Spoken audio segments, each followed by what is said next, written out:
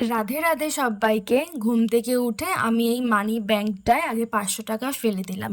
আস্তে আস্তে এটা আমি জমাচ্ছি। আজ কিছু দরকারি কাজে আমার ওই বাড়ি যাওয়ার আছে, তাই সকাল সকাল রেডি হয়ে বেরিয়ে পড়লাম। আর দেখো আমাদের গাছে জামরুলগুলো সব পড়ে গেছে এখানে, কিন্তু জানো তো বেশিরভাগ সব পোকাই। এই যে ফুল গাছটা দেখছো, এটা জবা ফুল গাছ। ফুল ফুটলে আমি তোমাদেরকে দেখাবো। বেরোনোর সময় দেখলাম বেশ ঝলমলে রোদ আছে, ও বাবা, তারপর ঠিক কিছুক্ষণ পরেই দেখছি এরকম মেঘলা হয়ে গেছে। কলকাতার ওয়েদার এখন কখন কি হচ্ছে বোঝা যাচ্ছে না। সন্ধেবেলায় আমি, মা আর বোন একটু বেরিয়েছিলাম। বোনের একটা প্যান্ট কেনার ছিল, তার আগে গেছিলাম স্টাইল বাজারে।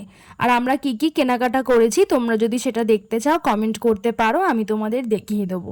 বোন এখান থেকে দুটো জিন্স নিয়েছে। গড়িয়াহাটে একটা মন্দির আছে, সেখানে কালী পুজো হচ্ছিল, তো সেখানে কিছু ফল প্রসাদ দিচ্ছিল, আমরাও দাঁড়িয়ে পড়েছিলাম।